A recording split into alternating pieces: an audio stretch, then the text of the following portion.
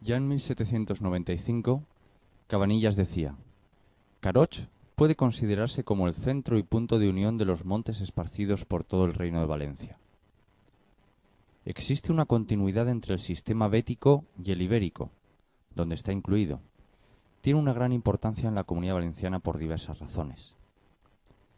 Ahora que los usos del territorio precisan una mayor cantidad de agua, no hay mejor inversión que mantener aquellos lugares que generan y almacenan naturalmente el agua. El macizo del Caroch es un enorme embalse natural que contribuye al ciclo hidrológico. Desde los 200 metros de altitud hasta los 1100, este conjunto de sierras, con sus diferentes orientaciones, contribuye al clima local, provocando las precipitaciones. Estas precipitaciones son las responsables de la recarga de los acuíferos, en este caso Caroch Norte y Caroch Sur, y de generar la escorrentía superficial, que llevará, mediante los numerosos barrancos, sus aportaciones, directa o indirectamente, al río Júcar. El macizo del Caroch y la Muela de Cortes, en toda su inmensidad, son un techo receptor de aguas de lluvia que afloran por los márgenes del río Júcar, por el río Cazuma y río Grande, así como por la Albufera de Anna y el río de los Santos, afluencia de Playamontes e innumerables fuentes y manantiales, que en su conjunto aportan el mayor caudal de agua al Júcar dentro del territorio de la Comunidad Valenciana. Este espacio es también un filtro natural de nuestro aire. El calentamiento global es un problema serio, que reconocen la gran mayoría de los científicos y que preocupa a los principales gobiernos del mundo. Una de las maneras de fijar el CO2 es a través de la vegetación. El papel de sumidero de CO2 que ejerce este espacio natural es de gran importancia, debido a dos motivos principalmente.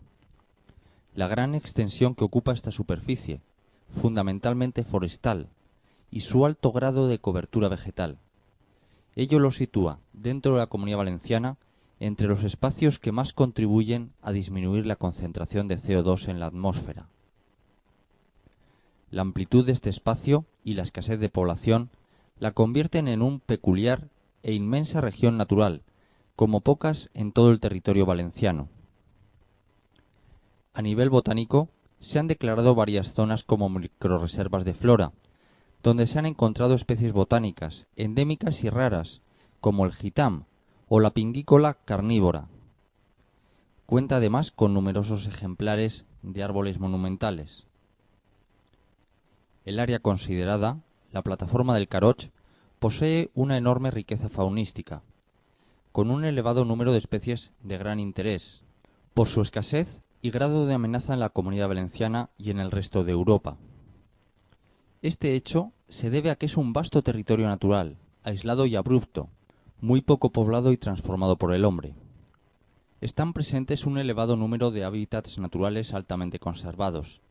Existe continuidad forestal, sucediéndose los distintos hábitats naturales de forma prácticamente continua.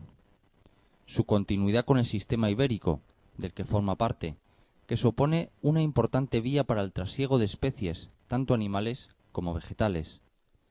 Existen en la zona varias áreas importantes para las aves, denominadas también IVAs, y hay parajes propuestos para ser declarados zonas de especial protección para las aves, CEPAS, para garantizar la conservación de las especies incluidas en el anexo 1 de la Directiva Aves de la Unión Europea. El Gobierno valenciano ha aprobado recientemente gran parte de la zona como lugar de interés comunitario. Además, la Muela de Cortes es una reserva nacional de caza. También se puede remarcar la importancia paisajística, turística e histórica. A lo largo de toda su extensión, existen zonas de enorme belleza y de enorme valor paisajístico. También han aparecido importantes yacimientos de pinturas, representativas del arte rupestre levantino. Se puede citar especialmente la Cueva de la Araña en Bicorp, pero también el Abrigo del Ciervo en Dos Aguas, el Abrigo de Vicent en Millares, el Abrigo del Boro en Quesa, el Abrigo del Charco de la Pregunta en Enguera y el Abrigo del Garrofero en Navarrés, entre otros. Las escenas de recolección de miel de la Cueva de la Araña son mundialmente conocidas. Las rutas de senderismo han ido aumentando de año en año, existiendo hoy en día más de 19 senderos de pequeño recorrido y el sendero de gran recorrido GR7, que lo atraviesa en gran parte de su extensión. Son muy característicos también los cucos, construcciones de piedra seca.